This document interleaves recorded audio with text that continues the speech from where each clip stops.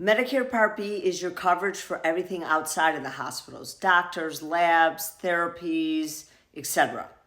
And what I mentioned in my last video is that there's two sets of costs when it comes to Medicare Part B. The first is premiums. That was my last video. And in this video, there is cost sharing that I want to talk to you about. So this chart behind me, I will eventually move out of the way, but we're going to get into that. So what do I mean by cost sharing? Medicare is not designed to cover every dollar. So when there is a Medicare approved claim, Medicare is going to pay a portion of it, and then there's a portion of it that either you are going to pay or you can get a Medicare Supplement Policy to help cover some of those dollar amounts. There are currently 10 Medicare Supplement Policy options, although C and F are no longer being offered to new Medicare beneficiaries. You had to be eligible for Medicare prior to January 1st of 2020. So you can see the letters right above me, and we're going to talk about $2 gaps in a Medicare claim. This doesn't mean these are the only gaps, but these are the two main ones that I want to address in this video. So before Medicare is responsible to pay any of your medical bills under Medicare Part B, you have an annual Part B deductible. In 2024, that amount is $240. If you can see up there, I wrote under 240 C and F. Those are the only plans currently being offered that cover the $240 deductible. So if you are in any of the other plans, you are going to be responsible for that deductible. It cannot be covered by a Medicare Supplement Policy. Now, once that deductible has been met, whether it's by you or by Medicare Supplement Plan C or F, what happens is then Medicare's responsibility under Medicare Part B kicks in.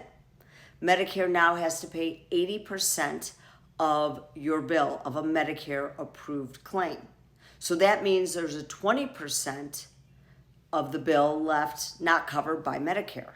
This 20% actually can be a very big deal because it is uncapped. And what I mean by that is whether your bill is $100, $10,000, $100,000, or $1 million, you get it, you owe 20%. But the good news is you can get a Medicare Supplement Policy to cover the 20%. Now you can see up above me under A, B, C, D, F, G, M, and N, I wrote 100%. That is because with that 20%, those plans will cover 100% of it. Now, there's a little caveat to Plan N. It covers 100% minus a small copay that you may have to pay. Doctor visits up to $20, emergency rooms up to $50. Why would someone choose Plan N if you have copays? Well, your upfront premium could be lower. Now, if you also notice, there's K and L. Those two plans do not cover 100% of the 20%. K covers 50% of the 20%, L covers 75% of it. So why would you look at that? Well, maybe you're trying to keep your premiums down, you're healthy. But typically you're best set up by going to a plan where it is covered at 100% or at least considering N, where again, a little bit less upfront premium, but you do pay a copay. Now, don't get misled by what you're seeing up here. What I want you to understand is, though, even though you see like A and B and D and some of the plans having 100% of the 20% covered, what you also need to look at is what are the other parts or gaps that they're not covering. So you need to look at it from the big picture perspective.